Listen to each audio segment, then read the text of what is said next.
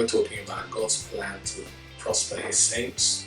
We're dealing particularly in the area of financial prosperity, because that is God's intention for you to have more than enough so that you can be a blessing in your community, in your church, to the work of God, to your family, to be a light for the kingdom of God. You know, one of the scriptures that I think about is when Jesus talked about that this gospel of the kingdom will be preached in the nations of the earth until the end comes. And this gospel has got to go into the nations. And how is it going to go into the nations? Because there are people funding this gospel in the nations. And so we're talking about how you can be a channel of God's blessing for the gospel to go forward. You can be a channel of blessing for your family to go forward. And so we were in the book of 2 Kings chapter 4, and we're talking about this particular lady, this widow woman, who has been in a lot of debt and she's looking for a way out. She comes to the prophet. She's desperate because her future is about to be mortgaged for her debt. She's about to lose her 2 sons. So, and in those days, children were symbolic of your future, because children would take care of their parents in their old age.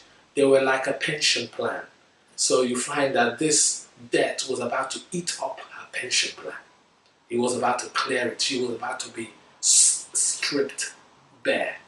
So what did the prophet say to her? He begins by saying, what is in your house? In other words, there is something you have already in your life that is the key to turning your financial situation around. And I want to say to you, friend, there is something in your life that you have not seen yet, that God wants to open up to you.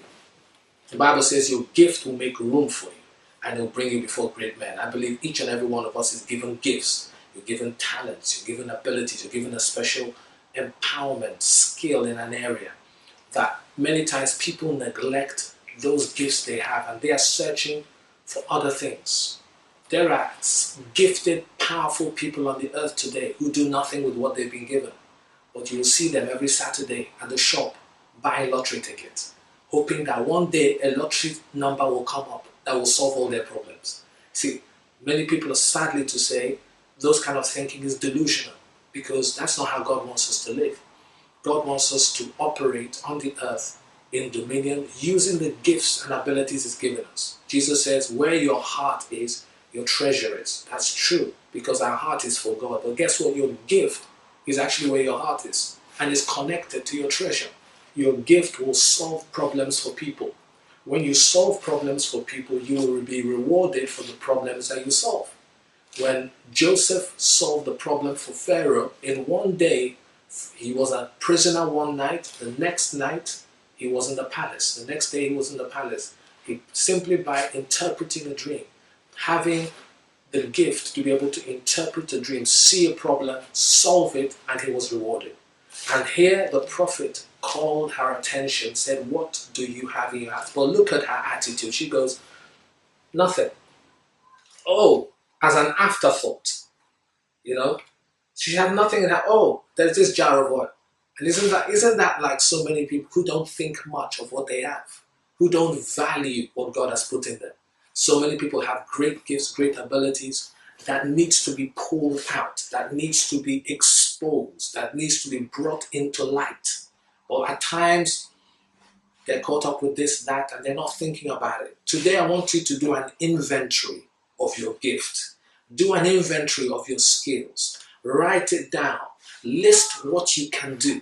List the kind of problems you can solve. And begin to ask God for wisdom. How can I use this? How can I begin to walk in this ability that you've given me? And friend, I'm telling you, your life will begin to take on a whole new dimension. Will take on a whole new dimension. Because when this woman now had this oil, what did the prophet say to her? He said, I want you to go and borrow vessels so that you can, and he said, not a few, take many vessels. He said, begin to structure this, take this gift you have, and now begin to learn how to utilize it, to pour it out.